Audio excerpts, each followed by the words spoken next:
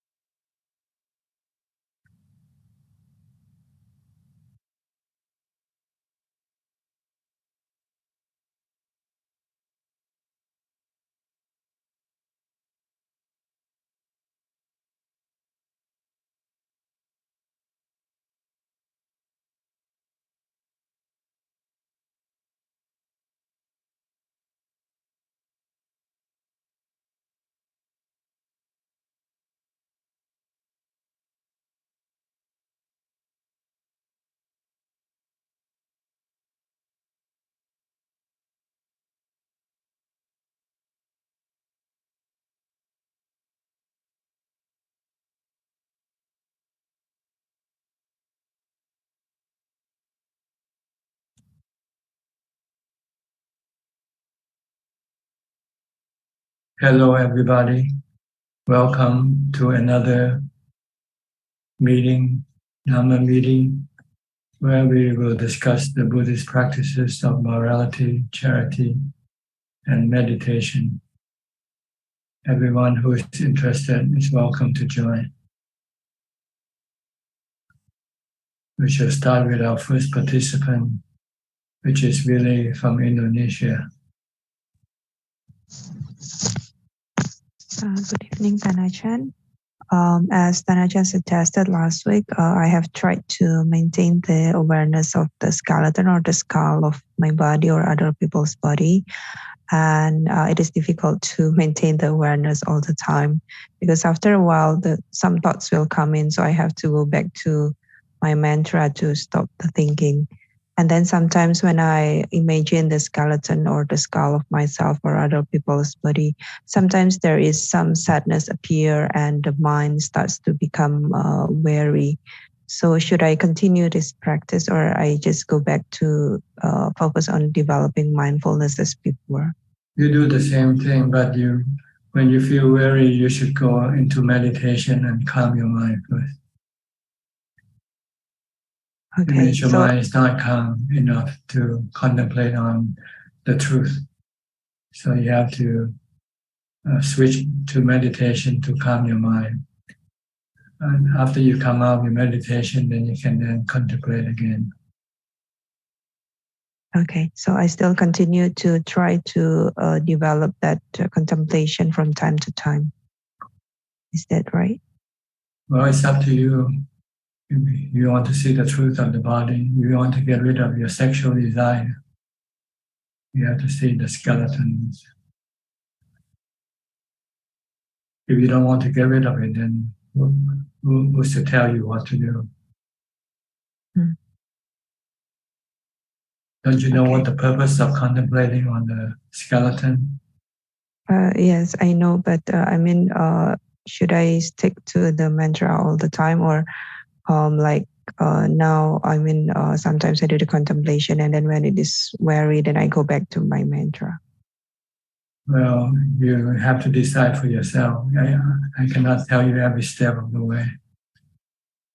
I can tell you in general, if your mind is weary, then you should meditate to calm your mind. Okay.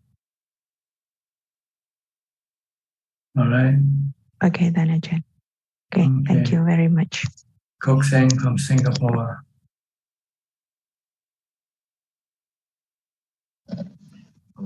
Great day, Ajahn. I have no questions at the moment. Thank you, Ajahn. Okay. Professor Ken from Bio, Switzerland. Good afternoon, Ajahn. I have no question at the moment. Thank you. Okay. Kwan Liman from Malaysia.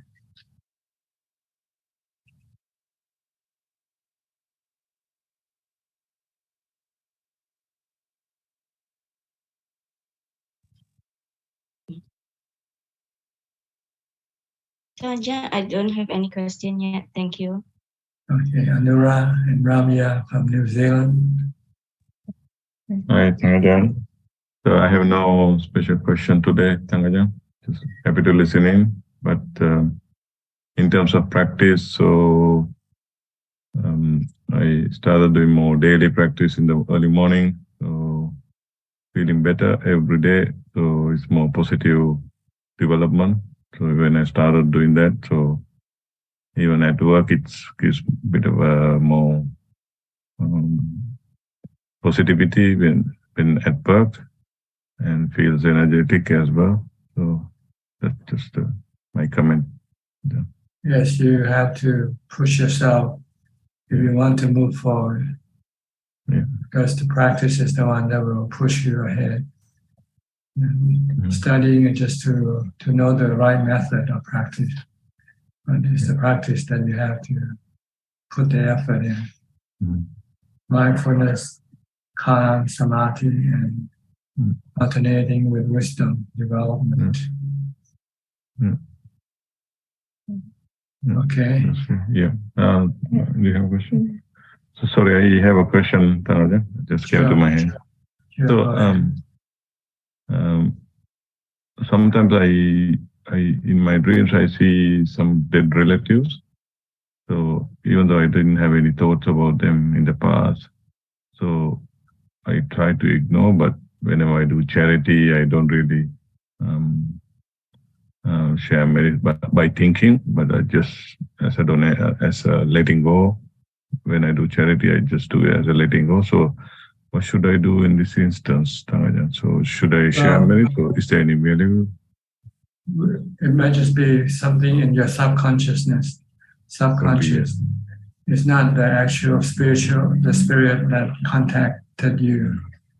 But if you want to play it safe, just share the merit if you have any for them. Yeah. Yeah. Just play it safe. If every time you dream of somebody who passed away, then there might be a possibility that that person might be trying to contact you for help, maybe. So then it's usually customary for Buddhists in Thailand, especially, to do some merit. Put food in a bowl or something, and then share that merit with the ones that you saw in your dream. Yeah. But if you're not sure, you can ignore it if you like. Maybe if that spirit is really persistent, it will come back again. Then you might know, maybe this is real, not something. But to be really sure, you should be able to communicate with that spiritual being. Ask him, where are you now? How are you doing? What do you need? Things like this. I mean, if it's really a spiritual being, you should be able to communicate with him or her. So communicate means in dream or in? Well, when you were in dream, you that's why you meet them, right? So as soon as you meet them, if you can control your dreams, then you tell your dreams to communicate with the,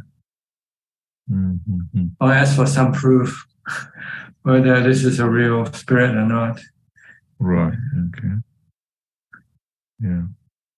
That person passed a long time ago. So then if that person passed away, so about 10 years ago. Yeah, it could be many years. And if the spirit wants to contact you, they can contact you. But normally you would have to have a psychic ability. Yeah, true.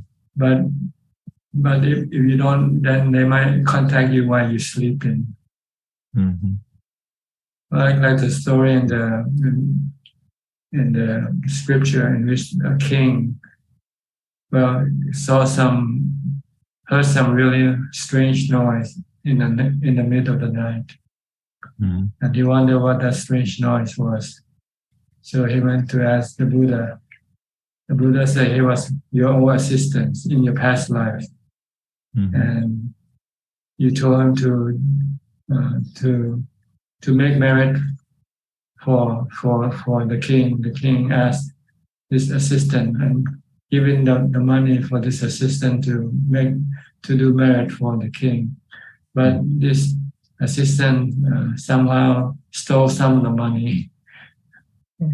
So this caused him to be born as a hungry ghost or something. So he seek for the king's assistance for some merit. So the Buddha said, just do some charity and then share the merit with that being. This is where the thing about sharing merit came about, I think, from this story. So if I do a dana and the sharing merits, are you just thinking in my head, mind, or? You just dedicate it mentally. Say, I would like to share the merits that I have made today to this or that person who came in my dreams. In case you are real, you need help, please accept this merit, something like that. So it doesn't have to be it doesn't have to be a monk who should tell the name. I don't think so, because as long as you feel good from your giving, that's what you want to share, the good feeling, the feeling of happiness and contentment that you get from doing charity. You can share this because it's like food for the spiritual, for the spirit.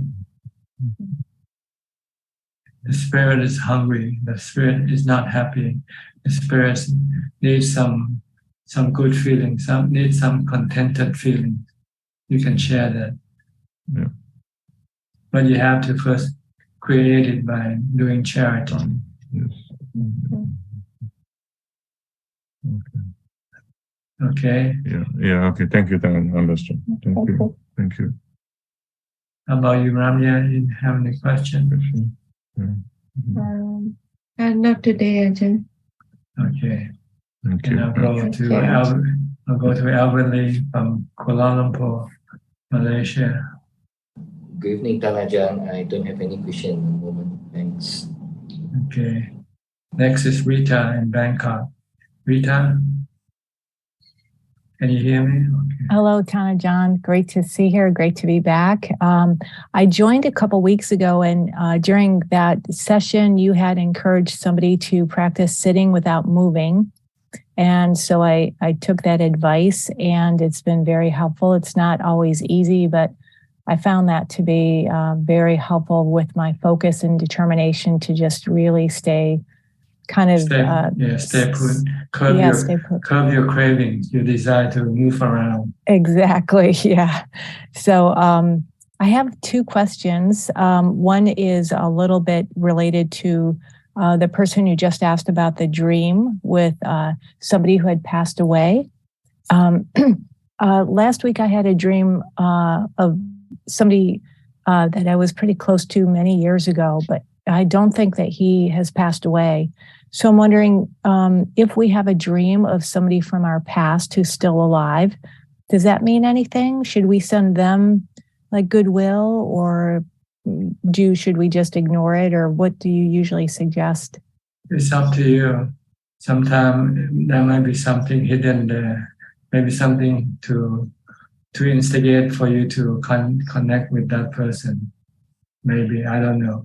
You can do it, or you don't have to do it. There's no particular way that you have to. Okay. You might be curious there. Maybe I should contact this person, maybe find out something. Well, that did come to mind, but I thought it probably wouldn't be wise. So maybe I'll just focus on sending the goodwill and hope that all is well in his area. But so the other question I have is maybe a little unusual. Since I've been in Thailand, I've had the opportunity to go to several monasteries and meditate in front of these really large Buddha rupas. And I find that when I'm meditating in front of one of these large Buddha rupas, I have more of a feeling of like protection and maybe more of a inspiration compared to, sitting at home where I have a small Buddha rupa. But so I was just wondering if there's something about those large Buddha rupas that they're meant to inspire, they're meant to offer some protection, or if there's anything that you could share about that. I think it's more psychological than real. When we are around something sacred, we tend to be more mindful and more careful, of our behavior. So location can be a factor in aiding or obstructing your meditation practice. So people sometimes go to India. They say if they sat under the Bodhi tree, they felt inspired. They feel there's something to them that caused them to be more concentrated. But you cannot rely on this thing for your practice. But maybe for just as a kickstart, maybe something like this might help to get your practice going. But once your practice going, then you would have to really, the best place to practice is in a quiet environment, natural environment like the forest. Yeah. Unfortunately, there's not much forest close to where I am, so I'll just have to kind of work with just being in this apartment that we're in. But it is quiet, and thank you for your thoughts on those large Buddha rupas, because they're pretty impressive,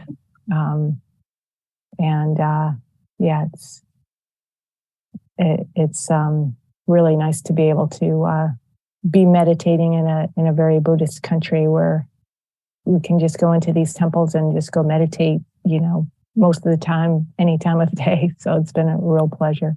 Thank you. Okay. As long as you think it is beneficial for you, you can do it.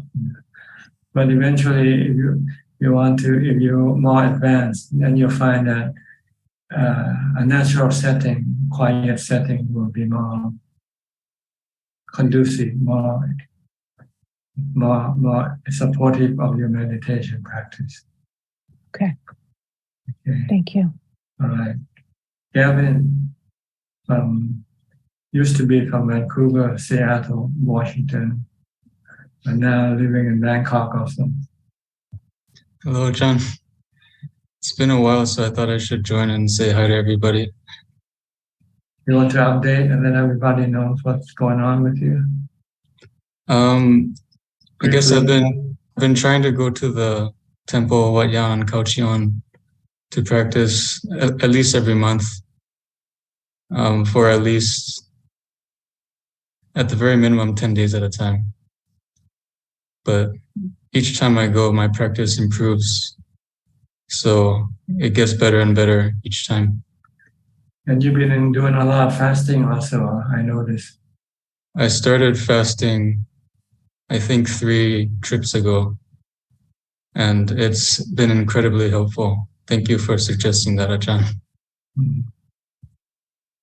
Did it sort of help push your practice ahead, forward?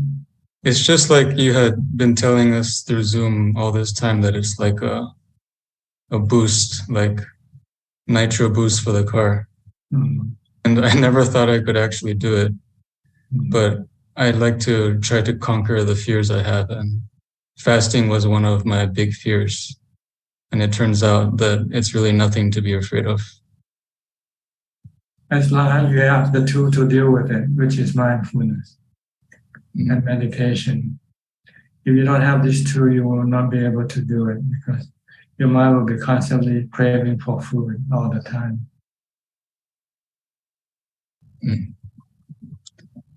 I found that if I actually get hungry, which is actually not that often, then just doing walking meditation will help it move on or disappear pretty quickly. Yes, because your mind think of food, and that's what makes it hungry. Once you don't think about it, then the hunger disappears, right?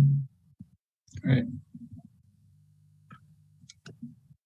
So it is something good to force you to do more meditation, more mindfulness. If you're full, if you eat regularly, you're full. There's no cost for you to do any meditation.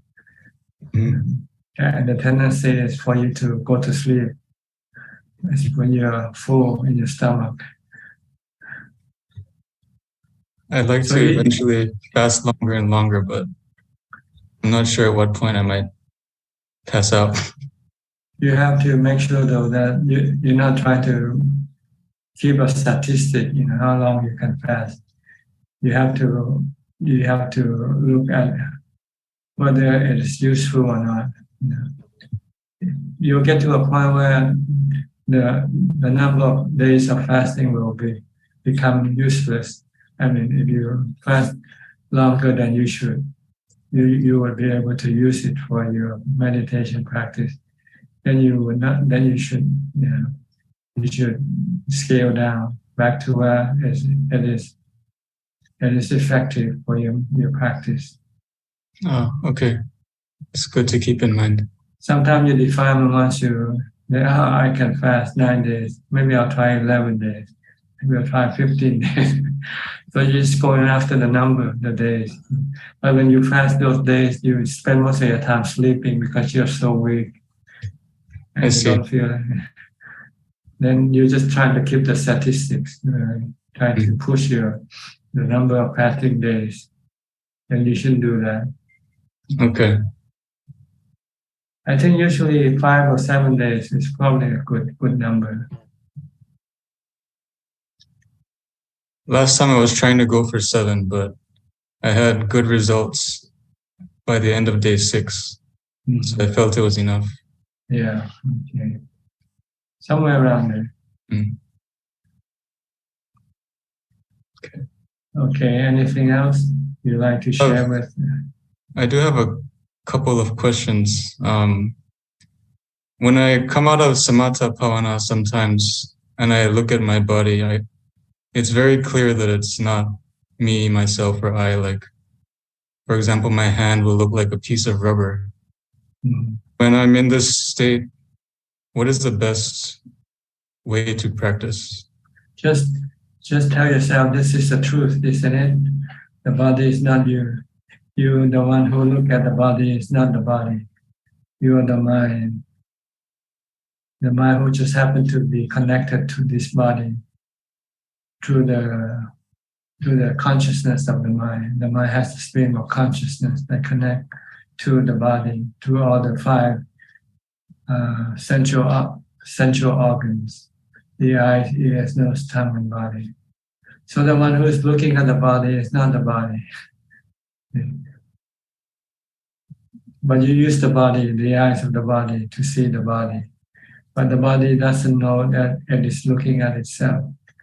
The one who knows that it is looking at the body is not the body. It is the mind. That came out of meditation. And that was during the time when your mind becomes calm, and your delusion has been substantially suppressed. So the feeling or the thought of me and mine doesn't appear when you first came out of meditation. You see things as they are. Mm-hmm. That's not what your mind used to think. Mm-hmm. Our mind, if it hasn't been suppressed with meditation, it will constantly keep thinking me, mine, and myself. But when you came out of meditation, this thought of me, mine, and myself has been temporarily suspended. So you're just becoming just a knower or a looker of things. Okay. Then you should then reinforce it with your thought. And this is the way I think. This is the way it is. The Buddha said the body is not you. So you should try to look at it like it's not you, like it is somebody else. Then you will not have any problem with your body, because you have no problem with other people's body if they should get old, get sick, or die. So if you try to look at this body that you have as somebody else's body, then eventually you will have no problem with it getting old, getting sick, or dying either. Because you know you're looking at somebody else, somebody's body, not your body. Mm. You don't have a body. You are a spirit. You're the mind. Then you will have to face the test when your body feel painful, and you will see how you will react. If you still can maintain that knowledge that this body is not you, then you should not feel any bad. You won't feel bad. You just look after the body as you need, as you have to. If you have something, if you have a wound or something, then you have to put some medicine in. If you have a stomach ache, you have to get some medicine. But your mind should be calm and not anxious or worried or excited. If you can remind yourself, this is not me. I'm just looking after this body. Okay. So should I just keep repeating this thought cycle while looking at my body when I'm in that state, or? You have to be able to convince yourself, not just merely repeating the thought cycle. Really believe in what you see and think. That this is actually not me, not my body. I'm just the one who thinks, who knows. Okay. And you will see whether you pass the test or not when something happens to your body. Mm. When you get sick or you have an accident, you fall down and your body gets hurt, and see how your mind reacts. Okay. If you can still maintain that knowledge that this is not me, then you say, okay, why get excited or why get worried? Yeah.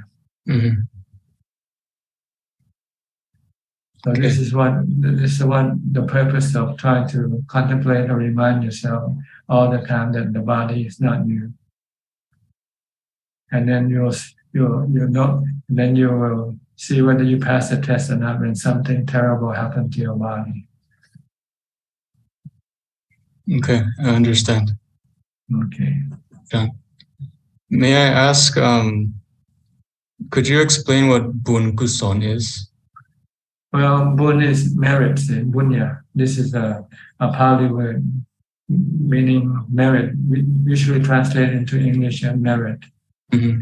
We make merit tambun in Thai. Say make merit is tambun, and this merit comes from the practice of charity, morality, and meditation. which merit can be translated into being happiness of the heart, not of the feeling, but happiness of the mind, which is different from happiness from the vedana. Vedana is a happiness when you see things. You see things and you like that thing you see. You feel happy. But this is the happiness from acting, from doing something good, which is different. And this one will stick to your mind longer than the vedana, the feeling of vedana. Vedana is anicca; it keeps changing. You can be happy one moment when you see something, and then the next moment somebody says something bad. You can feel unhappiness arising instead. But with the act of doing good things like helping other people or sharing things with other people, this tends to stay longer in the mind. Even though things around you might change, but this good feeling from giving will still remain.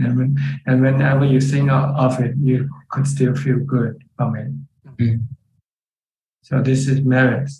This is punya that you get from dana or keeping the precept, not breaking the precept. Like when you want to hit a mosquito, and you change your mind, say, "Oh, this thing has life, just like me. I respect." So you stop doing the killing. When you can do that, you feel good. You feel that you have achieved something good. And also the feeling you get from meditation when your mind becomes calm.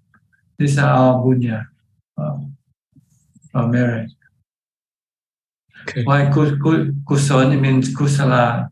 This is the word kusala in Pali. Kusala. Kusala means I think it's used with the thought. We have good thought and bad thought. Kusala dhamma, akusala dhamma, apayagata dhamma. Kusala means having good thoughts. Akusala means having bad thoughts. And apayagata means having neutral thoughts. I see. So this is how our mind works all the time, thinking something of good things, something of bad things. In terms of action, I mean, thinking of doing something good, thinking of doing something bad, thinking of doing something neutral.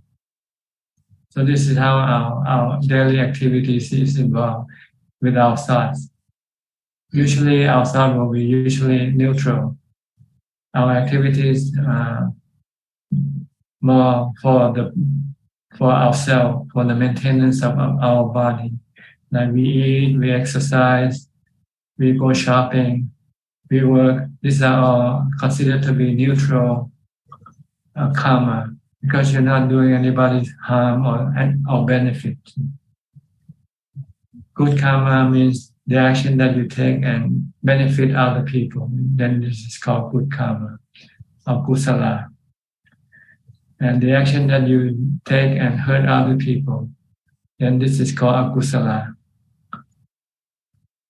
Like killing, stealing, this is considered akusala action. While giving dana, giving charity, helping other people, stopping yourself from hurting other people, these are called kusala action. Okay. Yeah.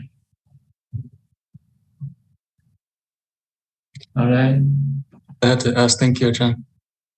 You can search in the internet to see if there's any definition of the word kusala, Kusala. Okay. In Pali. There's another definition of the word kusala in Thai means intelligent or smart. Oh. Chalad, it means chalad, clever. Or wise, can mean wise. wise thinking. Kusala is wise thinking, and akusala means unwise thinking. Okay. Thank you, Ajahn. All right.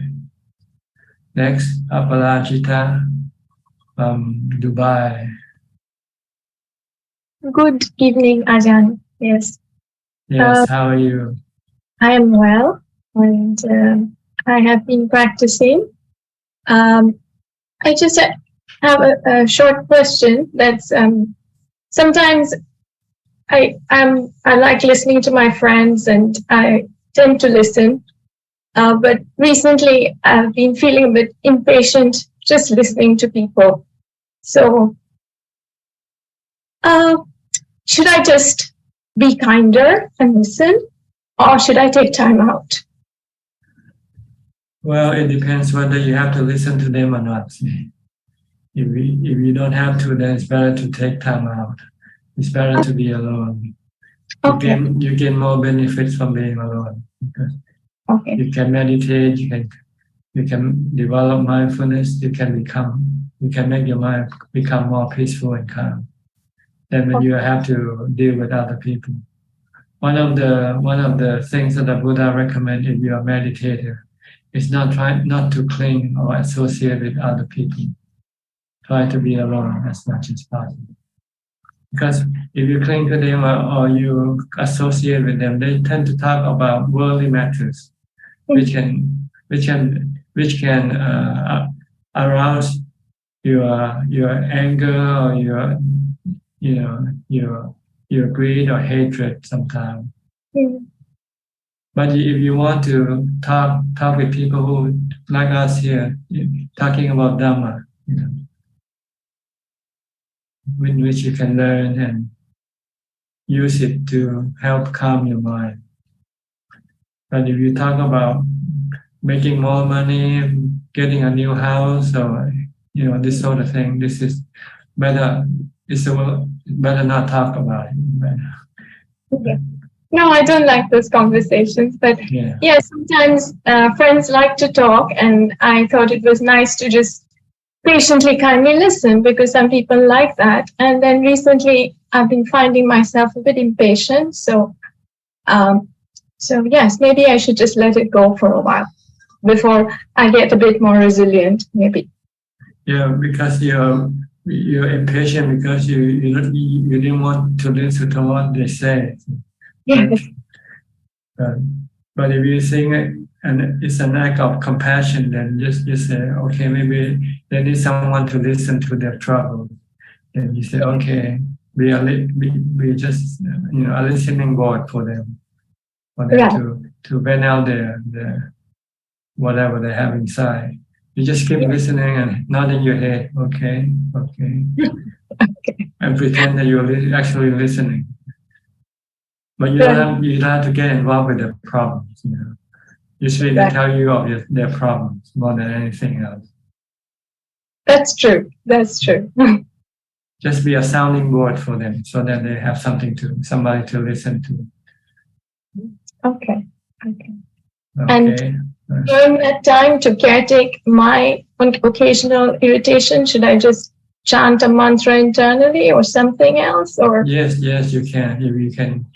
If you feel restless or agitated, you just chant mantra, Bhutto, Bhutto, or which other mantra that you can use, that you like to use. Yeah, Bhutto is good. Yes. Good. Okay. Thank you, Ajahn. Okay, you're welcome. Next, Valerie Rossotti. Where are you from, Valerie? Hello, Ajahn. Hello, everyone. I am from Seattle. Okay, I forgot. Yeah. Sorry. It's okay. A question for you. I 2 weeks ago I had asked about parami, and you started out with loving kindness, and I wanted to see if you can deep dive a little bit more on that. And the way I think about loving kindness is this perfecting the love, meaning that you don't your love is not biased. And just wanted to see what your thoughts are on loving kindness and more details on how to, put that into being? Well, actually, I interpret the metta or loving kindness to be friendliness. You should be friendly to everybody, whether human or animal, or even spiritual beings. If you should come into contact with any of these beings, you should show friendliness. Be nice to them.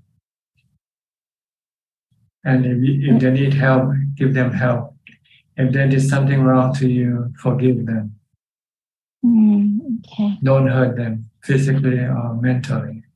Don't cause any physical or mental harm. Okay. This is what I translate the word metta, and the way to practice is to apply when you meet people. It's not for you to chant, and chanting or contemplating that is not the action. See? It's only when you meet people that's when you have to show your metta or loving kindness by saying hi or give a smile or something, not frown. When you meet somebody. Okay. And if you have something you like to share with other people, because you have more than you need, then you share. This is also metta. Okay. And it doesn't have to be perfect, right? Like, because part of me is perfecting those qualities, meaning not. It is something you keep developing as you continue with your practice. Because there will be a time when you find it difficult to be friendly, especially to someone who's trying to hurt you, for instance, or someone trying to take advantage of you. Yeah. This is a test to see how much metta or parami do you have. Yeah.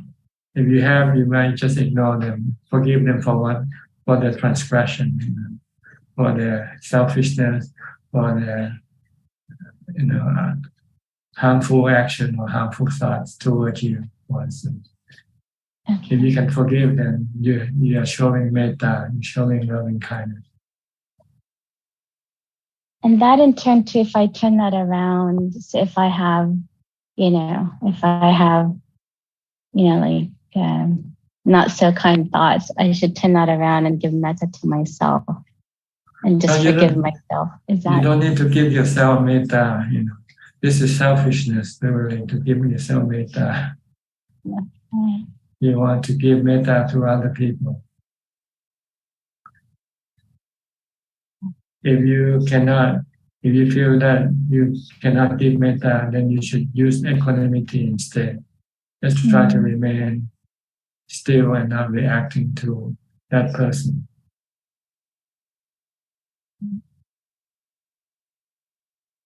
I'm not sure where the idea of giving yourself metta comes from. I don't know. It sounds strange to me, really. I just hear it a lot. Yeah. Give yourself metta. What do you mean giving yourself metta? You love yourself anyway. The only time that you should give yourself metta is when you think of killing yourself. Then you should give yourself metta. It means you want to hurt yourself. That's the time then you should give yourself metta. Tell yourself to stop. You cannot hurt your body, your own body.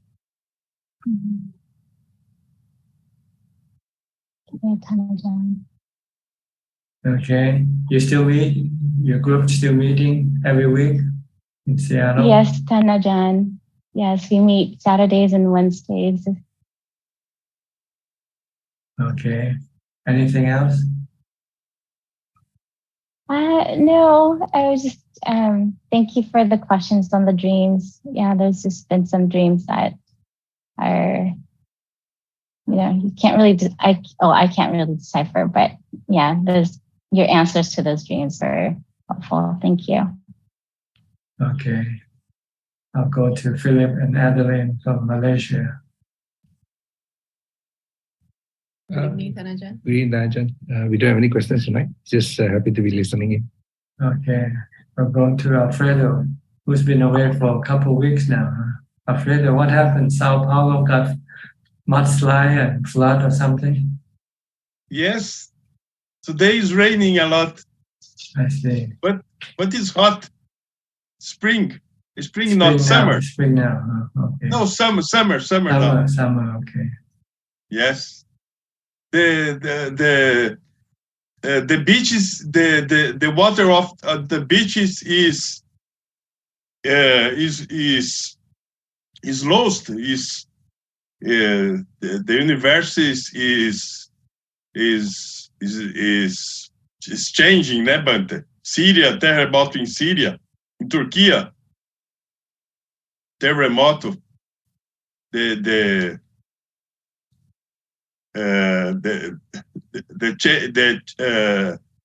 change the springs, né, Bante? It's changing. Is a little strange. I see. Because of a climate change. Yes, I think is the changing is for hot. I think no, but for Dhamma is indifferent, né, Bante? Dhamma is mind, né, Bante? Yes.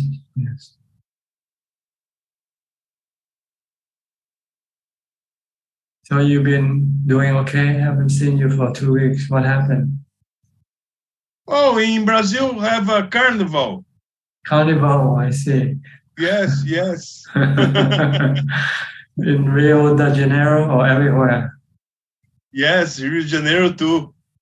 And this year is big water in Brazil, in beaches. The water invite the little tsunami. A lot of people died. It's very problems in Brazil. You mean strong waves? Yes, strong waves. No, not waves. A lot of rain. Rain. Okay. Yes, rain. 100 millimeters. It's a lot. 60 millimeters, 100 millimeters. You have a lot of rain. Yeah, a lot of flooding. Flooding, no. Flooding. Only rain. A lot of rain. Okay. It's very sad, Nebante. Very people's. This is anicca, dukkha, anatta. This is the law of nature. Yes. For Dhamma, is better to live in forest, né? But the forest not have a lot of problems, né? Not beaches, not war. Forest is better, né? But I live in Brazil in forest in Cotia. Here is forest, né? Is good. It's good place for peace and calm in the forest. Yes. Not have a lot of rain, water is a little better. It's a little better. Okay. But is very problem in Brazil. There are a lot of rains. Yeah. Uma vez, once a time, I asked to other Bante, you not preocup of the peoples, that the people's dead, the peoples have problems, the peoples lost your house, lost your family, lost your health, né? And the Bante say me, is the samsara, né? Samsara is... Yes, everybody loses everything. We came with nothing, and when we go, we take nothing with us. Yes. So there's no big deal when you lose something, because you have to lose. Eventually, you're going to have to lose everything, even your body. Yes. So you have to think like this, then you will not get excited when you lose something. Yes. Okay. Yes. Okay, Bante. Good to see you back. My meditation is okay.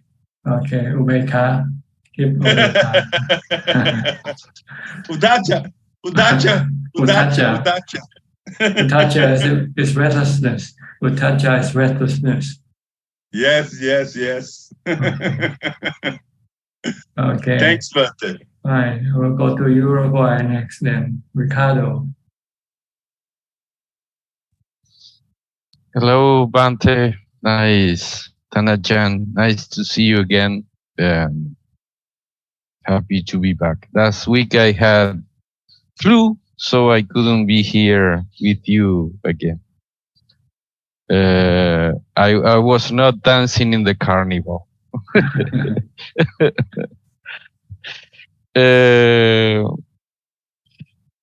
I have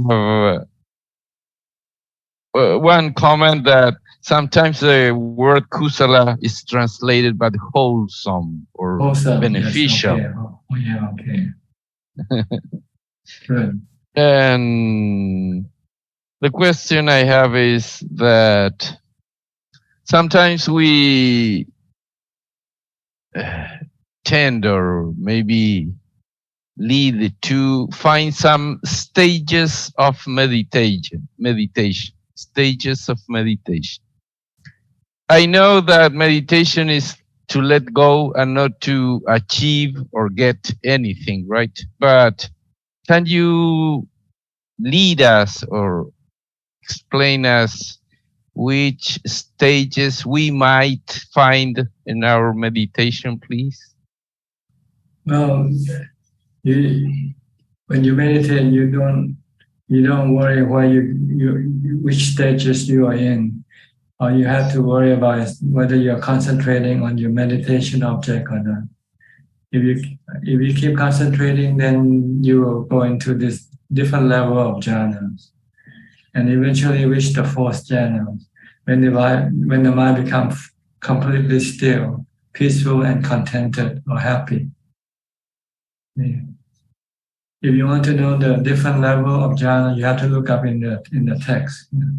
The first jhana have thoughts, still having thoughts and having raptures, having, I can't remember what they are. Yeah, I've seen that. Thank but you. when you actually do the meditation, sometimes you don't go step by step. Sometimes you go from the start to the fourth right away, like falling off a cliff or something like that, if your concentration is good. But sometimes it goes in step by step also. So when you practice, you don't try to use the scripture to force it to be according to the scripture. This can be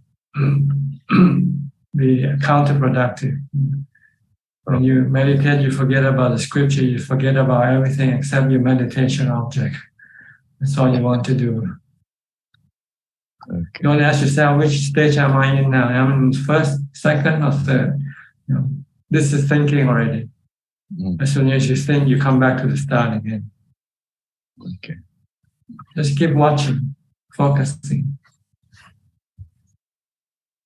And then you can analyze it afterwards when you finish your meditation practice. You say, today how my mind gets calm, quick or slow, or step by step, or or not through the step, just go right from first to fourth right away.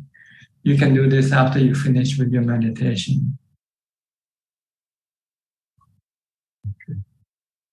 But it's not really important. A lot of teachers, Thai forest tradition teachers, they don't read the scripture. They don't have education. They cannot read the scripture. They didn't care. As long as their mind is happy, that's all they want. That's all you want, is as long as you can keep your mind peaceful and happy. You have achieved your job, achieved your work.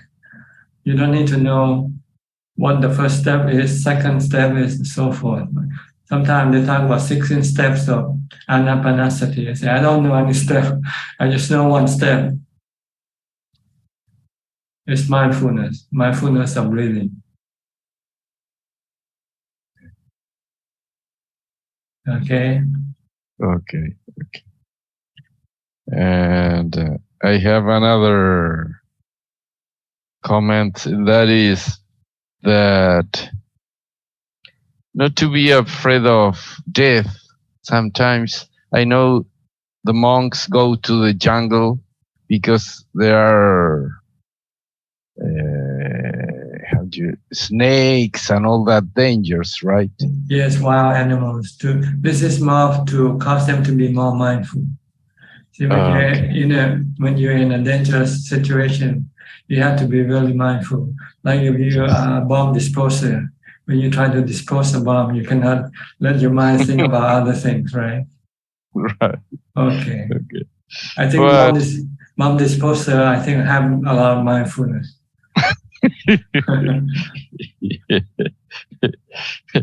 But you know, Venerable, that I found that the jungle city, it's almost the same because you got a lot of bad people around.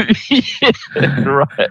You have to be very mindful all the time when I go to the city because wow, it's very dangerous, very dangerous. We call it the concrete jungle. The concrete jungle. Yes, right. That's how we call it, concrete jungle. Okay. Thank you, Ajahn. Okay. Next is Maria and your friend Yorokina. This is your last name. They're staying at Vadyan right now. They're from Russia and from Brazil, I think. Yes. We're here. Okay. Did you find it difficult to get in the room? No. We are not in the room now. We are in the yard outside. No, that's why it's so dark. No, I mean in the Zoom meeting room. Mm-hmm. Okay. You have any question? No question. Just happy. May I share my merits with everybody to be here in this wonderful place. Okay. Did you see the forest that I asked the person to show you this morning? Yeah, we went there. We did walk meditation. Okay. But for tomorrow, we're going to sit for a little bit. Okay. So unless that, there's a place where you can go and meditate. We meditate in the future Buddha temple today. I see. In Maitreya temple. Okay, good. All right. So you have the question right now. Okay, it's gone. Next is Gary from Singapore. Gary?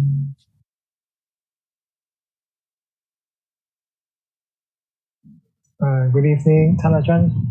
No questions, just happy to be listening. Okay. I'll go to Belinda, also from Singapore. Belinda.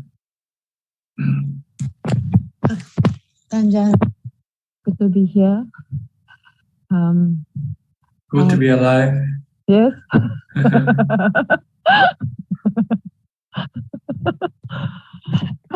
But actually, it's good to be dead also. If you think positive, if you think rationally, being dead is better than being alive. Because when you're dead, you don't have to worry about working, about eating, about looking after your body. You'll be in dreamland when you die. When you don't have a body, you exist in dreamland. You don't die with your body.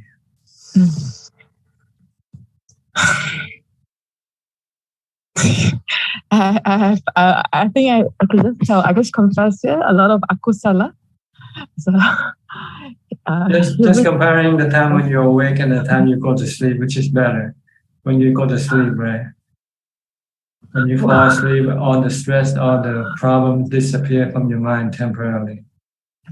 But as soon as you wake up, then all your worries and anxiousness and everything returns. Dhanajana was like that at one point, and then I thought it was not so wholesome. Like somebody asking you about metta. Yeah.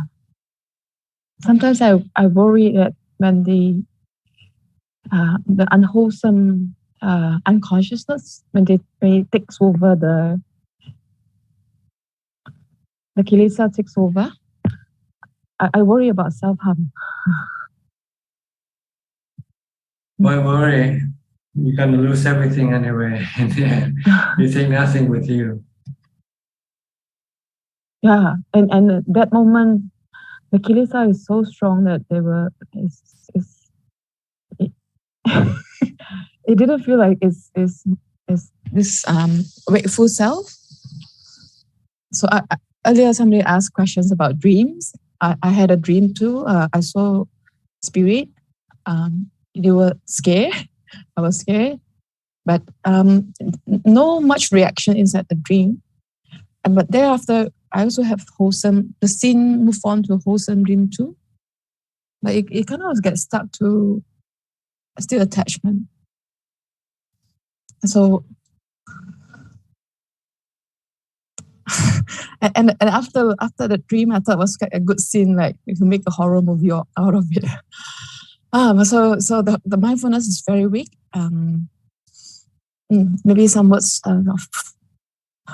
of lecture from Ajaan. Okay, is that all you got to say? Maybe Ajaan got something to lecture me, or I thought I need some lecture. Well, when you're in dream, you cannot control your dreams because they are being controlled by your good or bad karma. And even if with this current wakeful life is still, we are in a different form of dream that we are still sleeping, right, Ajaan? I mean, the mind, it's like, it's. When you lack mindfulness, then you can be daydreaming. Yes. So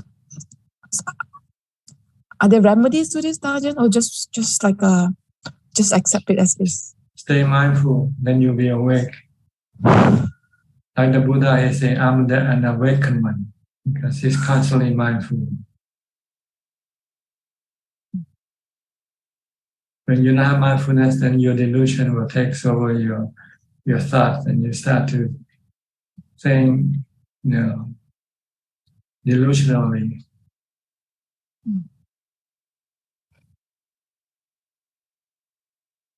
Okay, just practice mindfulness. This is the remedy for everything. All mental illnesses arise from the lack of mindfulness. Okay. Ajaan, would it help if I were to go to a temple to do dana? I thought I know that spirit. If somebody that I might have known. Yes, it helps, but if you can practice mindfulness, this is more important, more beneficial than dana.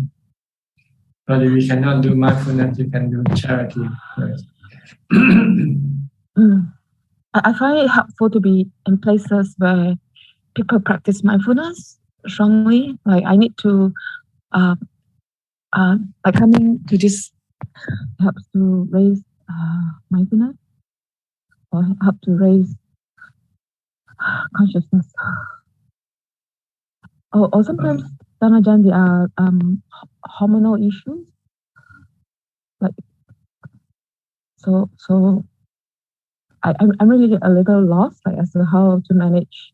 Or I should just let it go. I think just let this be at it. Just deal with it as best as possible. That's all I can say. Okay. Thank you, Ajaan, for your attention. Thank you so much. Next, Lillian and Lele from Bangkok. Good evening, Ajaan. Lola, you want to ask us? Go. Why when we get enlightened, we will not be born again? Because being born is bad for you, see. So when you know that something is bad for you, you don't want to go back to it. Because once you are born, you're going to have to get old, you have to get sick, and you have to die. You want this thing to happen to you? You want to die? No. Okay, then don't born. Don't reborn. Every time you reborn, you have to re-die. Yeah, that's true. Understand? Yes, I got some. Okay. If you, How do we get enlightened? you have to become a monk like me. Stay in the monastery. Okay? You want to come and become enlightened? Come and stay in the monastery with me. You want to? You want to? Not yet. The Buddha took his son to live in the monastery at the age of 6. After he became enlightened, he went back to the palace. Then I think his mother said, go to your daddy and ask for inheritance. And the Buddha said, my inheritance is enlightenment. So he took his son and go live with him in the monastery. And I think he eventually became enlightened. Yep. Yes. Okay, you want to come? You want to come, Lila? Maybe. Maybe. Okay. Any more? Okay. Good evening, Ajahn. Good evening. Okay. Thank you, Ajahn. I got no question, but I just came back from a retreat finally. And how long did you go for? 8 days. 8 days. I think it's very, very clear when you say that as lay people, it's really, really very hard to practice. But when you practice during the retreat, the intensity is really a lot more compared to practicing at home. So it's very clear when I went there, that point. Yep. Yes, it's more beneficial to be able to go to a retreat because then you can really practice full time. Yep. If you're at home, you're usually a part-time practitioner. Yes. It's hard to be part-time, to be honest. Yep. So I think I did progress a bit in my meditation. So hopefully can go another time this year, hopefully. Yeah, you should try to go as much as possible. Make it a point to go to retreats whenever you can. Okay. If you want to advance in your practice, you need to have continuous practice. Okay. I will try for sure. After the first experience, it's really very clear to me that it's very beneficial. Yep. Okay. Good. Thank you, Ajahn. You're welcome. We'll go to Somchai in Erie, Pennsylvania. Erie, right? You're in Erie. กับท่านพระอาจารย์ yes Erie Pennsylvania yeah I would like to if the boy can change my name will be okay but I try to but it doesn't work well by the way so yeah thank you for keeping from you it's on top in my mind and also Putto a lot of time I practice in meditation and only one thing sometimes when sit down meditate it look like itching it's everything is itching I heard that someone said that it is true when I sleep but when you watch movie you don't have any itch right when you watch movie no. It's something then it's your defilement it's your kilesa that cause the itching it doesn't want to be still. Yes, but I said, I heard that on Sunday, that what you talked about, sit down, meditate, and let go, don't touch it. Yeah, it can't be it. It can't have to be touching it. So anyway, so I doing and quite a bit, a lot of time, and also I keep doing it and keep myself calm down and without know you I probably go nuts by now but anytime I get angry stressed anxiety coming up so I said it's gonna coming and gonna go in minutes. So I think I'm waiting for that. So it is true. It is work out. But again, so I would like to thank you again, and I will keep practice and Putto, and I follow. I know pretty much about your history, but I don't think as much. But I just try to admire that you finished the state university over there. So I said, oh, look like my dream in MIT in US too. So, but anyway, so that's what I thinking about. But anyway, so all right. Just for now, thank you so much, and okay. Keep use Bhutto, Bhutto. Keep reciting Bhutto, Bhutto. Stop your mind from thinking. Okay. Thank you. Okay. That's all for today. Next, Sri and Jack from Vancouver, Canada.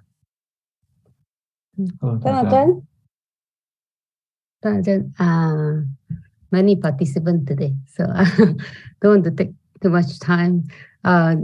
Just the comment that maybe the loving kindness to self maybe is from the like the ahang avero homi, the like starting to, you said like to may I be free from enmity from danger, like it starts from I, right, Ajahn, the sutta. Aham sukito homi, yes. Like start with I, right? Like when you recite the sutta.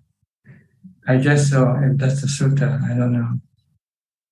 Is it like it's because I think metta is usually, I think the circumstance that first is to come about was the Buddha taught monks about contemplating on death, I think. And then monks start to think that since I'm going to die, why should I wait for the time to die? Then they're thinking about killing themselves. And the Buddha said, no, you have to then switch to metta contemplation instead. May all beings be well and happy.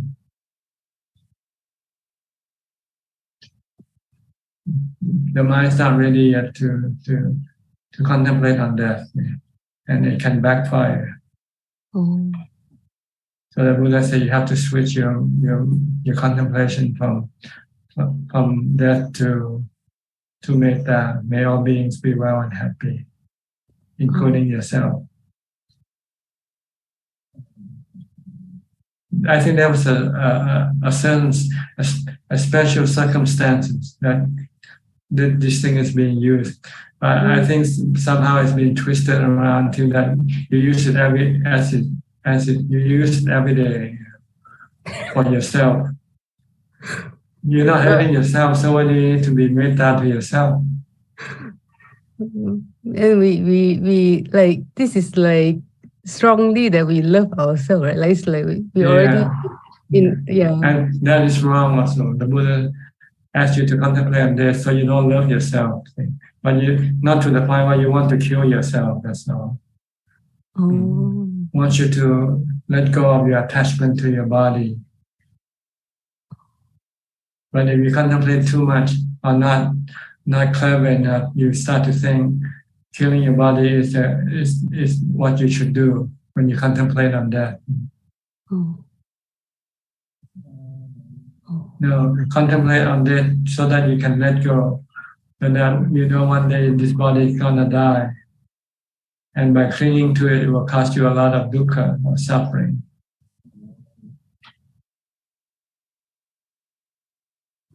But instead you use metta, may I live forever. You want to be protected, you want to, this is also wrong.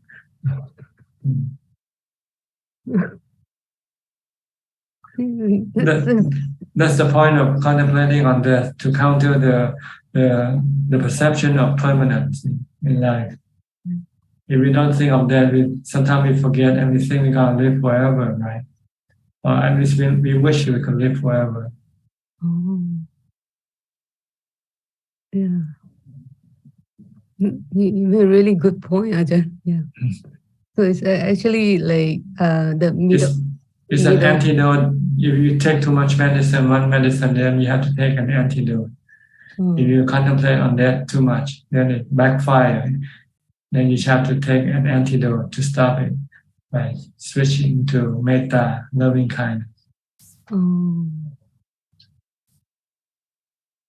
If you want to kill somebody, even mercy killing, this is not metta. It's not mercy when you kill someone. You say it's mercy killing, but it's not mercy. When you kill somebody, it's not mercy. Like in the West, I think when you get sick, your animal gets sick, you don't want to see them go through the pain. So you just help them by killing them. And call it mercy killing. But this is still killing. And killing, there's no such thing as mercy killing. It's always cruelty. When you kill somebody, it's always cruelty. But your delusion can twist it around, make you think that you are being kind, killing other people.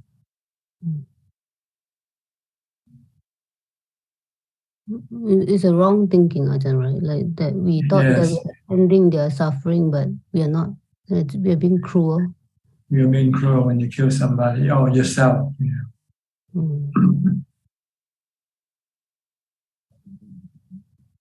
Okay. Yeah. Thank you, Ajahn. Yeah, thank you, Ajahn. All right. We'll go to Diana from Wales. Greetings, Tanajan. I've been noticing when things disturb my equanimity, and I think it's because usually I have an opinion about something that happens. So trying to develop mindfulness more, so to be more acceptance. Yes, it's your desire, your craving that cause you to lose your equanimity. When you see something you don't like, you want to change. When things happen we don't like. Yeah. We have opinions. You have to teach your mind that everything happens. It's the law of nature, and sometimes we cannot help, we cannot stop it.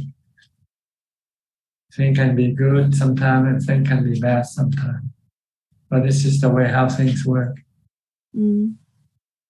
Anicca, not always good, not always bad. Sometimes good, sometimes bad. Sometimes neither good nor bad. But we always want we want something to be good. Yeah. So when it doesn't work out that way, we lose our calm. Quite often I find it's because I don't like something, but really it doesn't matter. It's that causes the suffering, isn't it? That feeling. Whereas if we just accept it, then we don't suffer. That's right. Accept equanimity, using equanimity. Come back to equanimity. Don't react. Yeah. Thank you, Tanajan. Okay. Is your son back from Thailand already, or is he still in Thailand? Yes. No, he's in Edinburgh now, in Scotland, with his brother. So they're both working up there now. Yeah, but doing well. He's got a boxing fight for charity this weekend. So he was training in Phuket. He was training for the fight. The kickboxing type of fighter. Kickboxing, huh? I think maybe he'll finish soon because he thinks he's getting too old and too many hits. I hope you'll finish. Okay. Next, Kafai Lim from Malaysia. Good day to you, Tanajan. I have no question today. Good to be listening. Thank you. Alexa Aroka. Sadhu Tanajan. Yeah, I'm here. Watching the tiger watching me. What tiger? You have a tiger in your room?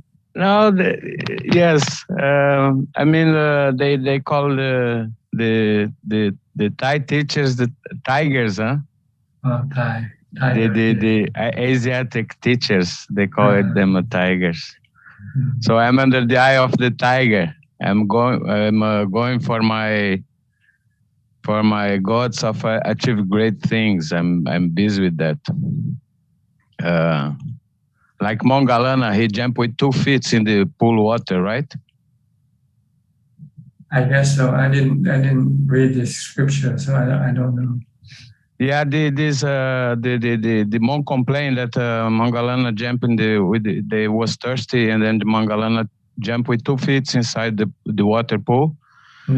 And then he was new monk, so he complained to Buddha, and then Buddha told him, don't worry, that's what he did this because he had 500 times reincarnated as a monkey, so he have this as an underline. I find it, I'm more or less like that. When I see some, attitudes of me like this one, because I don't know different. I jump in and now it's almost with you 7 years, gonna make in August. And it feels like 7 years inside in number 7, just it's Buddha said that there is the moon and all clouds around, so it's already there, teacher. We just have to dissipate the clouds, and then we have to. What we want to know from Buddha, the Dhamma is the Buddhism is investigative science, as far as I understood, is also investigative science. And then what we want to know is that if that's true what Buddha told.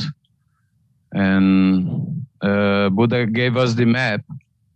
So I guess now I'm investigating inside the territory. So investigate memory, which is just a reflex from old systems we have, a nervous system, emotional system, cortex, frontal cortex, so it's thinking, and then all these things come up, I watch it, and then I see that I make it bigger than it is most of times. And when I have the rest, when I'm very rest, then most of times I have insight, and then I solve it most of times later. In the moment, it's very difficult to be ready for it, only with strong upeka. So when to finish this, what I say is, I will need all my energy. When you told me Buddha was enlightened in nature, where there is all organized, then I will have the right time to have it all time only for that. I don't have it yet. I'm still coming back from Thailand. Okay.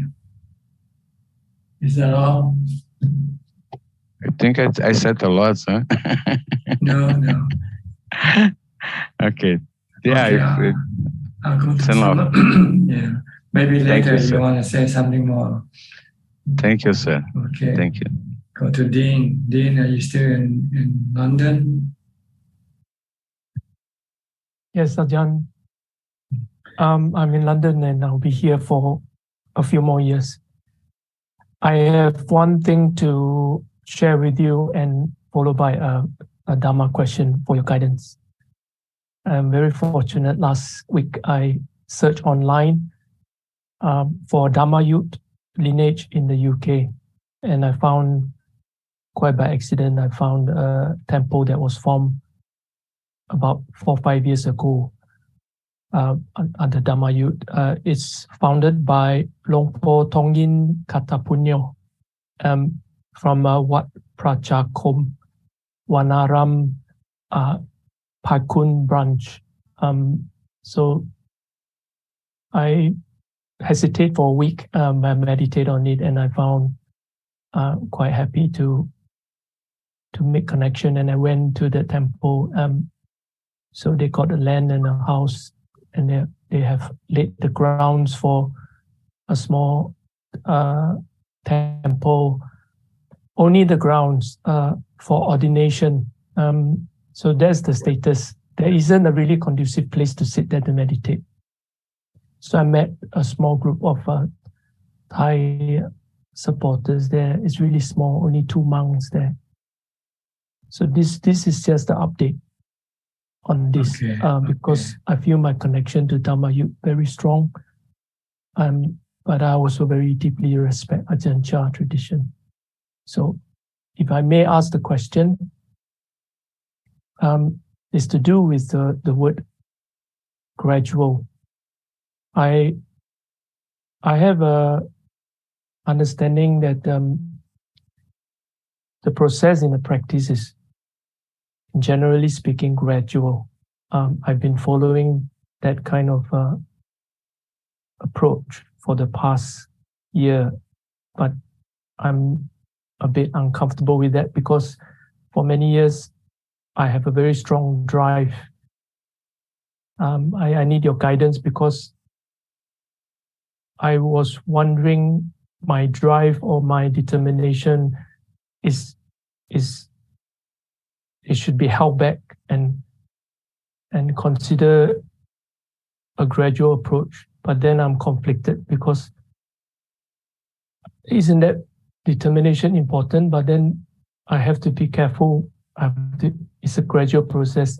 Is it because of my conceit or this spiritual ego? I'm struggling with this. So Ajahn, if you can direct me correctly on this, please. Well, your practice, whether it's gradual or not gradual, depends on the intensity of your practice, not on other factors, really.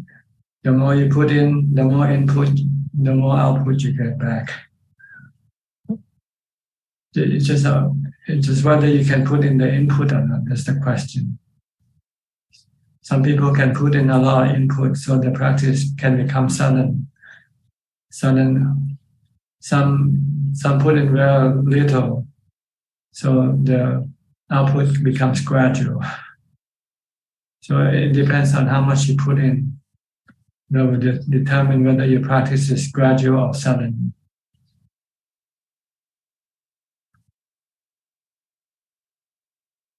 Ajahn, can you talk a bit more about this?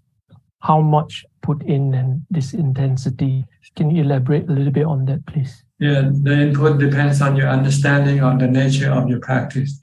If you understand what you have to do and if you understand the result that you get from your practice, then if you can see this, then this will really inspire you to put in more input.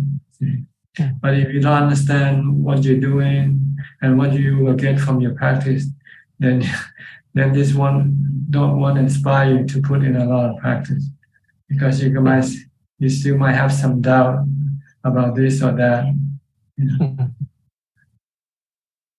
So it's a matter of learning, studying the teaching of the Buddha.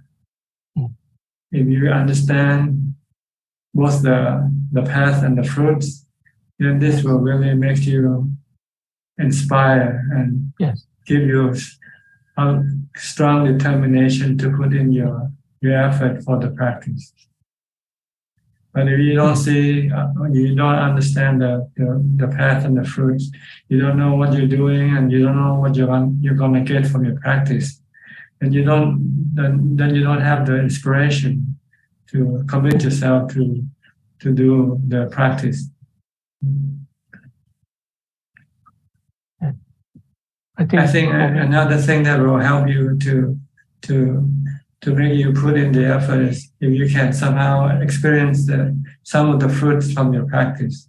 That if you can calm your mind even for just one second and see the difference when your mind that is not calm to the mind that is calm. If you can see this, then this can be a great inspiration for you.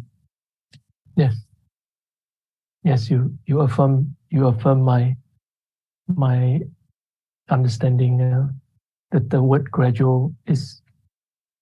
I'm not comfortable with the word gradual because I don't know when I will die. It's too precious. So other people, out of their good intention, they remind me to be gradual, and I don't think I'm moving very fast.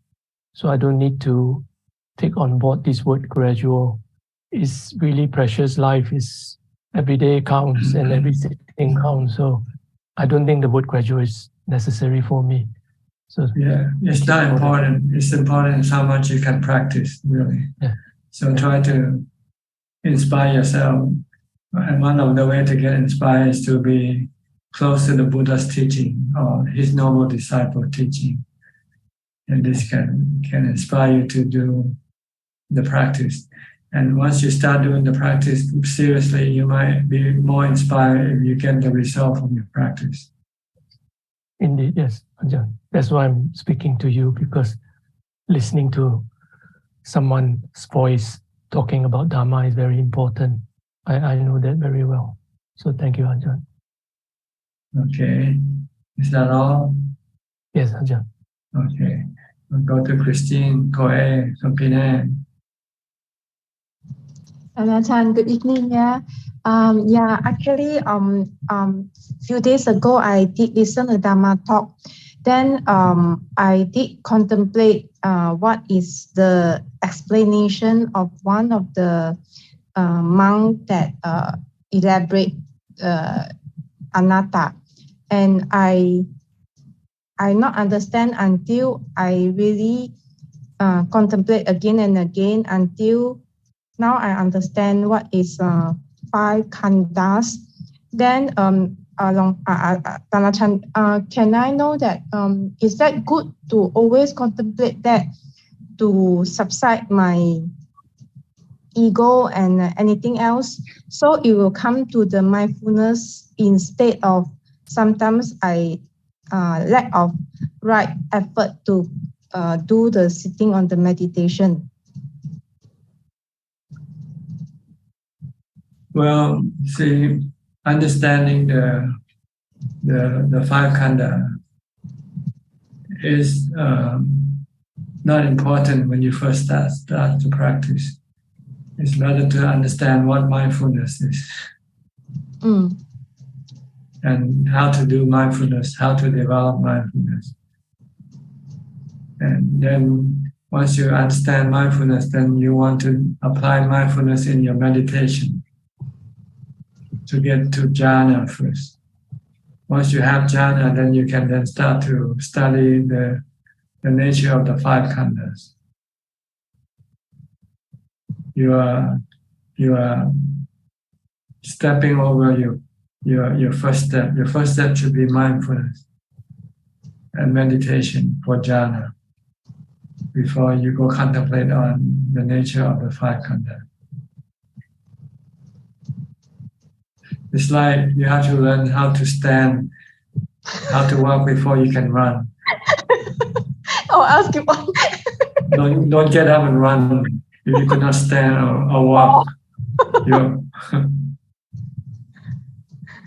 Okay. I should get jhana first. Thank you, Ajahn. Okay. I will try.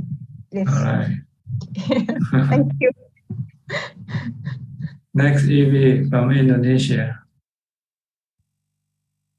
Yeah, Ajahn. Namo Buddhaya, Ajahn. Can Ajahn hear me? Perfectly.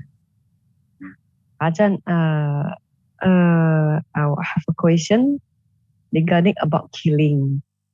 What about the condition of parents who are sick and lying in the hospital, spending a lot of money until one of their children decide to inject the death needle according to their parents' message before getting sick?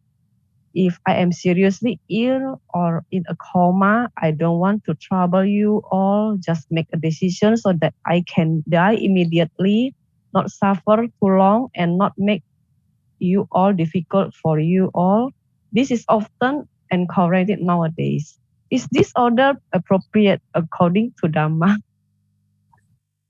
Well, You can do it, but you can do it in the Buddhist way. The Buddhist way is to not take the sick person to the hospital. Just let the sick person stay at home and die naturally. See?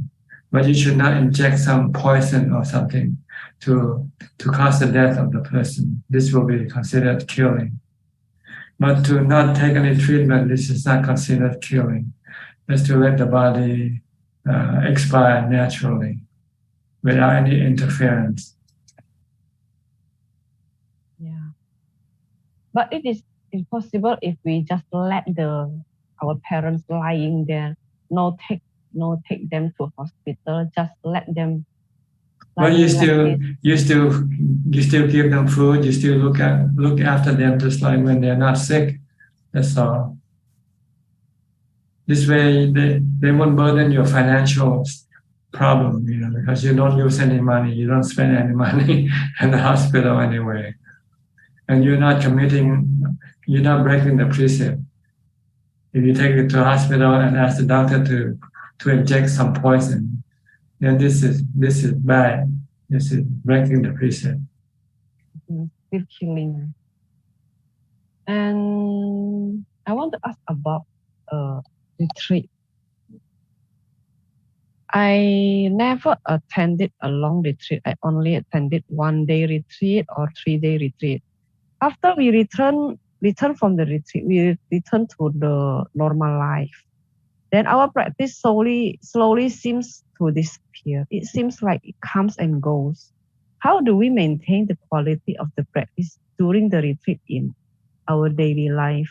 You have to go back more. You have to go back more often. That's all. It's impossible. Why not? Other people can do it. If you really want to, you could do it. You still cling to your comfort, of home. So you could not go to a retreat. You still cling to people. Our duty. You claim it's a duty. Yeah. This is the Pali Bodha, Ajahn. Pali Bodha is like the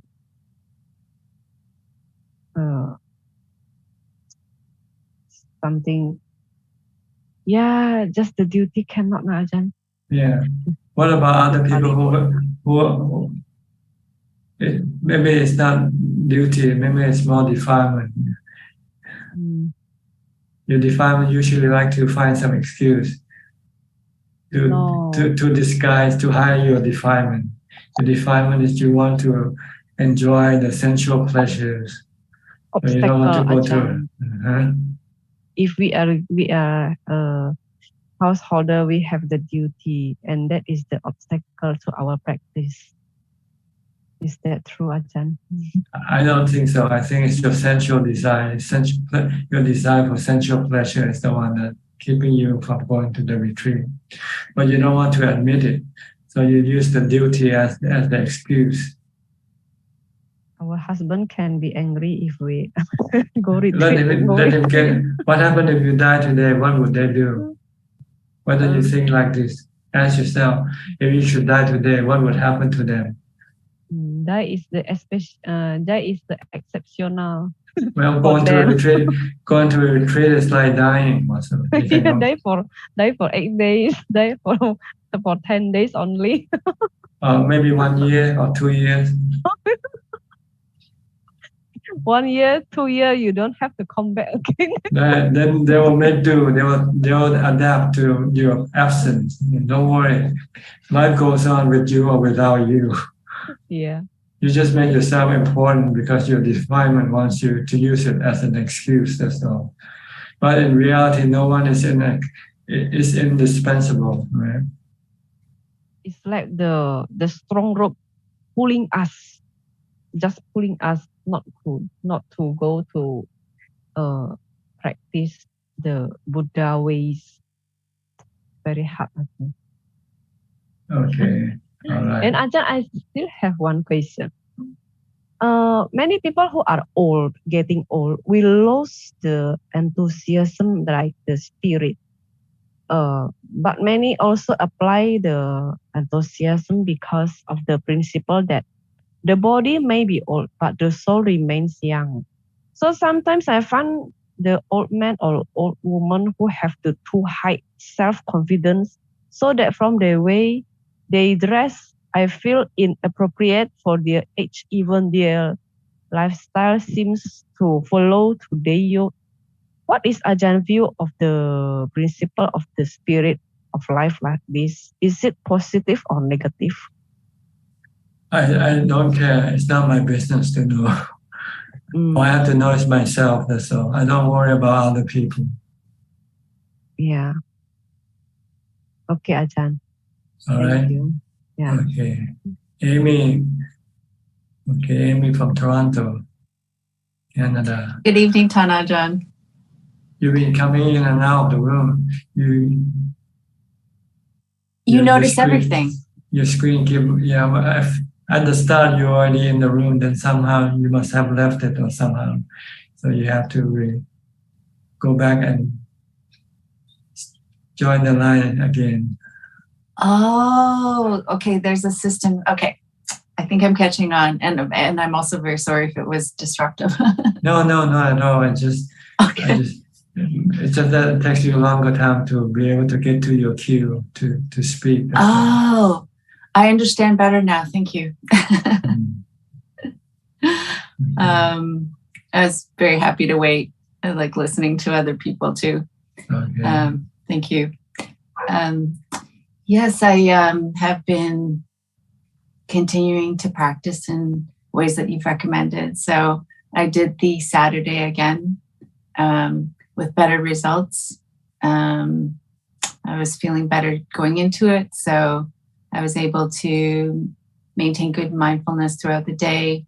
Like I had made determination, to try and for now just do these 1 days where like a lot of sense restraint, nothing digital, no going online, meditating, and keeping as mindful as possible. My main focus is kind of mindfulness training.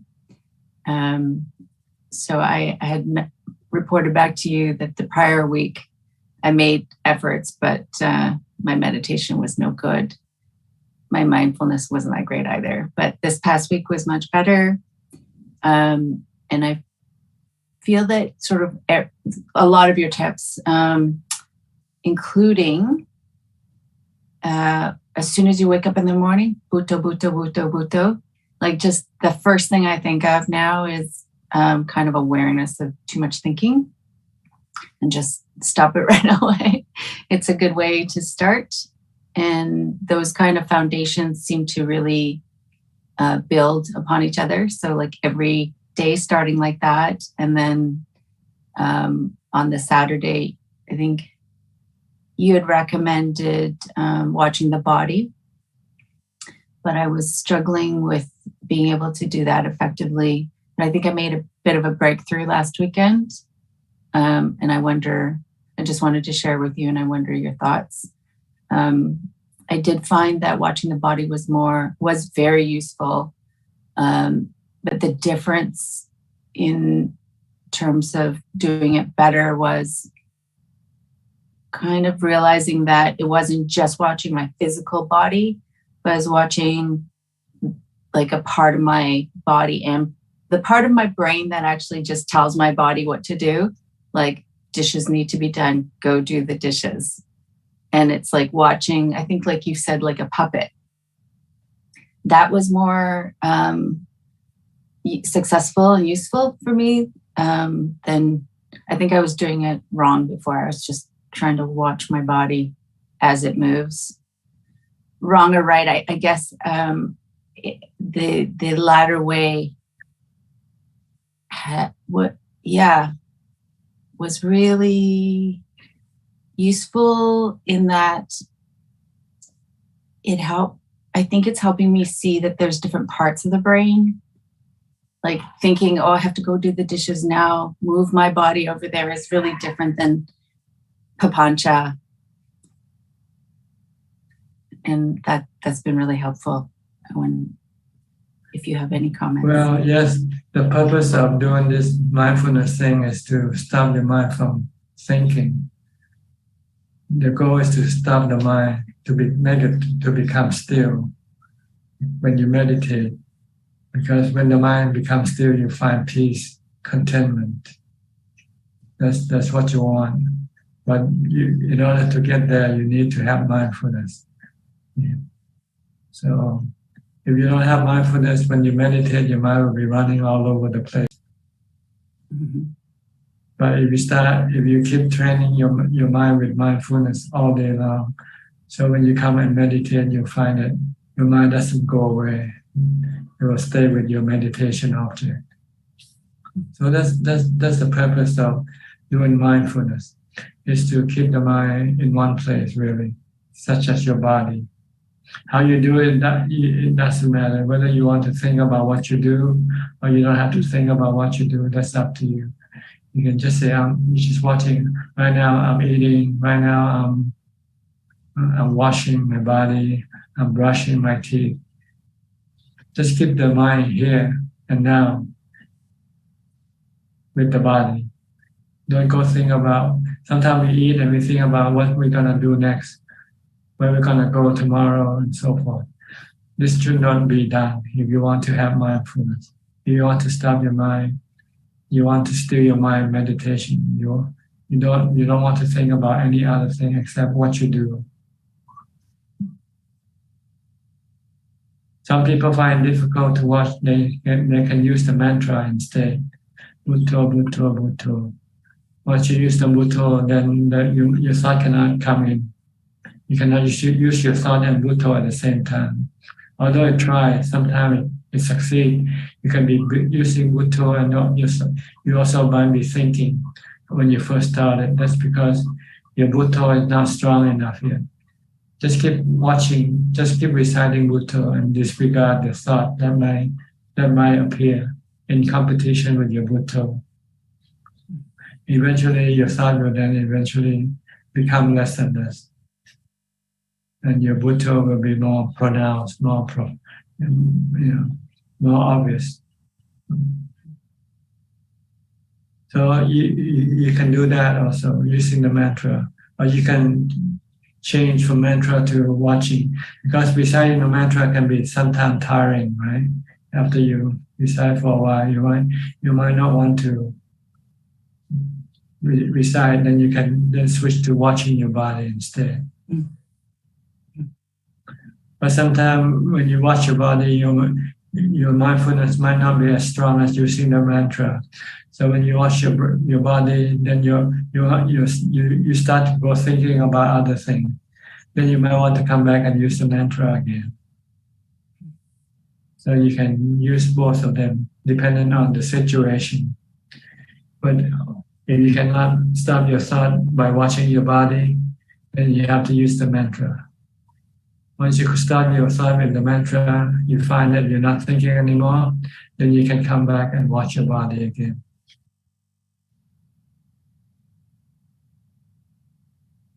Understand? Yes, thank you. I did use Bhutto as well, to very useful to switch. And it's really changed my meditation. Having this mindfulness practice, it's deep in my meditation. Just remember the goal is to stop thinking, that's all. It's a beautiful journey to understand that it really is. If I may, I just have one other comment about the metta to self question issue. Yes, go ahead. Thank you. I've heard that in Asia, people don't suffer as much from shame and self-hatred, but it seems that in the West, there's it's very pervasive, if not a bit of an epidemic. So I've noticed that thinking about metta for self can sometimes be useful when those kinds of feelings come up. Okay, if you think using metta will help solve your problem, there's no one to stop you. You can use it.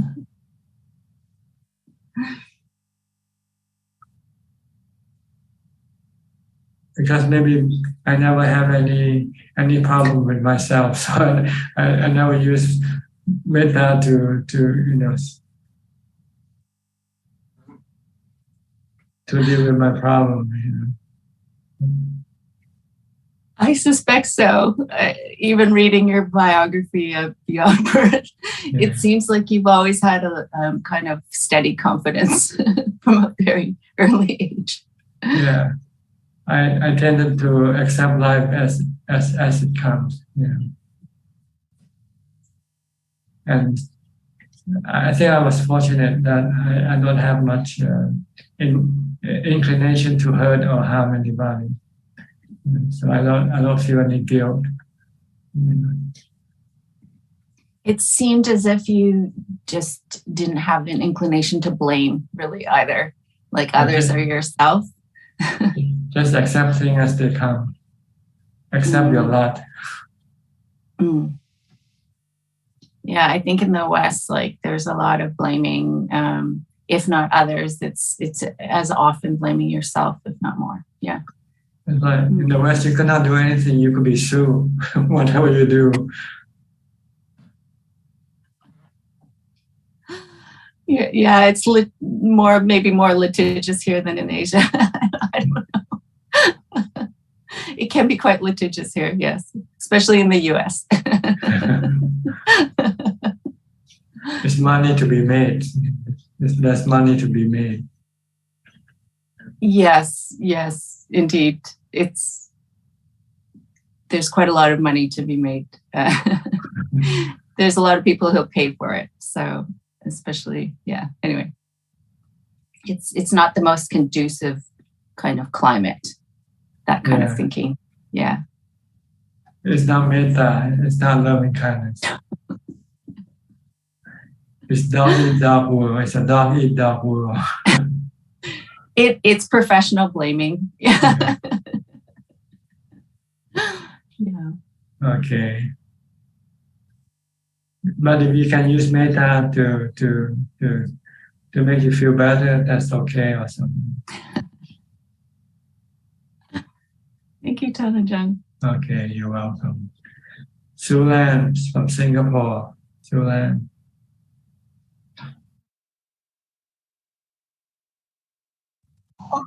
Hello, Ajaan. Can you hear me?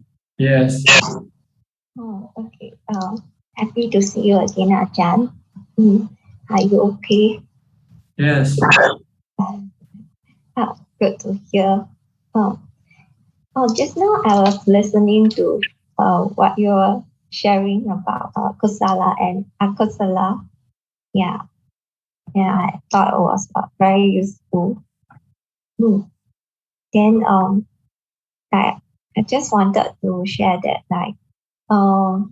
like last night and this morning I was like having a lot of akusala thoughts, feeling a lot of ill will towards myself and also someone that I was feeling upset with.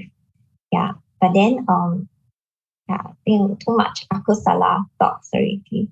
It affected me emotionally. Then but I got restrained myself from like letting my anger overspill or my will to overspill. So is restraining oneself also kusala? Yes, it's a wholesome action if you can restrain yourself. Then you don't get yourself into trouble. So if you cannot restrain yourself, then you might end up getting into a fight or something with someone. Yeah, but although I can restrain myself like in terms of actions, but now I'm feeling the guiltiness of having akusala thoughts. Yeah. And also feel ashamed also that why I have like such bad thoughts. Yeah. So it's good to feel guilty or ashamed, so that you don't do it the next time. So that's the purpose of having guilt, to teach you a lesson that to do something bad is not good. Okay. Yeah. Okay. I'm not sure what happened at your end, but we keep getting a lot of loud noises coming in. I think because it's yeah. Okay, that's better. Oh no. Oh, okay. Yeah. Okay, you have anything else? We're running out of time, so I have to move on. Okay. Or you have something else to say? Yeah, I think one more question is on the part that I think Chet was mentioning that if let's sorry, I mean if he was mentioning about the mercy killing, that part, that if so prolonging the life of as in choosing not to prolong the life of another person due to finances, etc., is not considered killing. It doesn't have any bad karma. Not treating the illness is not considered killing. Yeah. Okay. Okay. Thank you, All right. Ajahn. Go to Mandy Smith from Canada. You've been away for a few sessions. You okay? Good to see you, Ajahn. I have been following, just watching, but I've had a lot of challenges and a lot of. I wrote in a question just about trying to have upekkha when and accepting. I have a traumatic brain injury that had eye issues, and just trying to accept where I'm at, as opposed to keep trying to get better and better and better and better. I just want to accept like myself. So I'm just kind of working through that. I have been using my meditation to calm down because it gets, it works with the brain. So it really fires it up a lot. The vision issues. So, but I found out I won't be driving for another couple years at least. So just accepting that as well. It seems more and more like my life is living to the precepts, and I would love to be in Thailand, but I know that that's just not possible for me right now.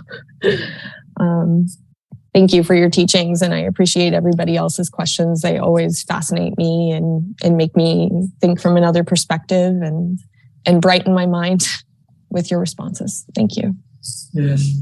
Just try to accept your situation. If this is the way it is for you, try to accept it. Then you won't have any stress, any anxiety. But in the West, they don't want you to. They want you to get back. To fight. Yeah. Well, if it's a good fight, you should fight. I mean, if you fight and if you win, then you should fight. But if you fight and you're not winning, then why trouble yourself with fighting? So you have to look at the consequence of your fighting, whether it's going to be successful or not. If it's not successful, then it's better to give up. Well, the doctors say that there's still hope for the future to drive, but you need to do more therapy and more therapy. And I'm like, oh, I'm 7 years into it. And I'm just like, I feel, but you can't choose that option not to.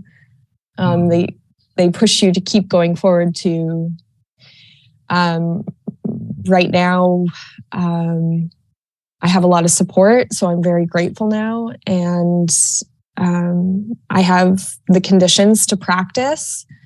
But sometimes it is way overwhelming, having to have these realizations. And over the past late 20s of my years and early 30s, I've just been almost disabled from work and everything. So it's been hard, but thank you for listening to me and thank you for your advice. And okay. You can always look on the other side.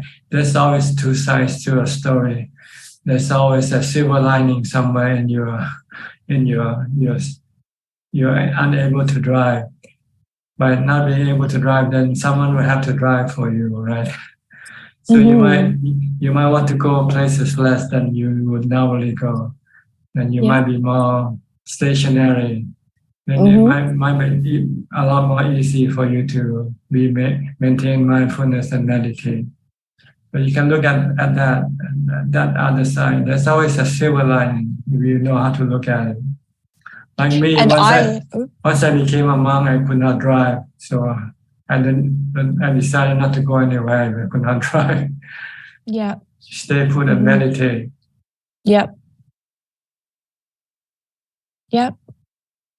Okay. But I feel there's a lot of pressure from society and family systems to not just accept where you're at and to sit at home and meditate. I guess it's other people's opinions shouldn't matter, but they don't see it as they don't understand it. Well, as long as you understand, it's more important. Okay. Yeah, once you understand, it doesn't matter whether other people understand it or not. Okay. Yep. Yep. Makes sense. Okay. You just have to convince yourself this is good for you. That's all. And what other people think doesn't matter. Yeah. Because this is what you can do. That's all you can do right now. Yeah. I agree. Yeah. Just to be happy with your situation. Try to see the good side of your situation. Don't just look at the bad side. There's always two sides to the story. Yeah. You lose something, but you also gain something back without knowing it. Yes. Search for it.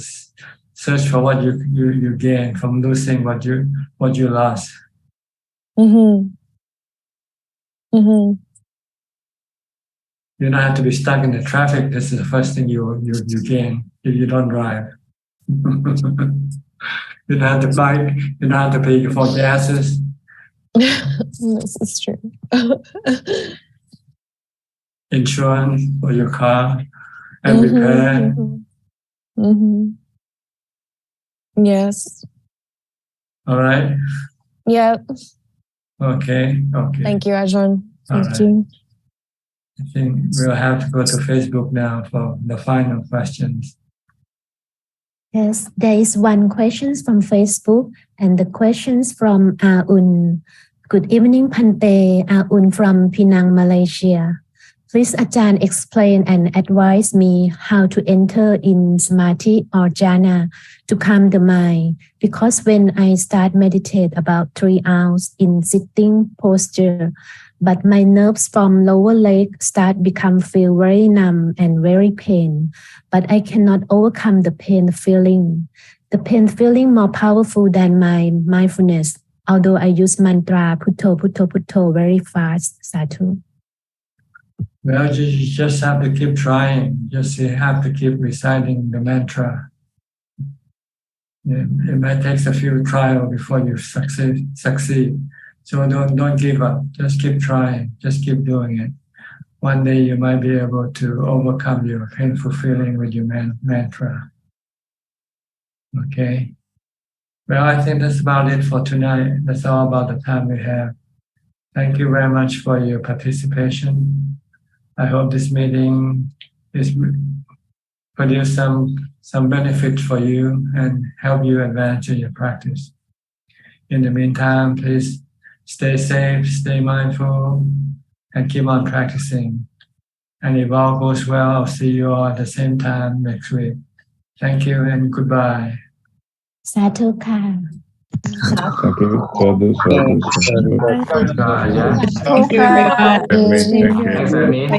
Thank you. Sadhu, sadhu, sadhu. Bye bye. Thank you, Emin. Thank you, boy. Thank you, Long. Bye bye. Thank you. Good night.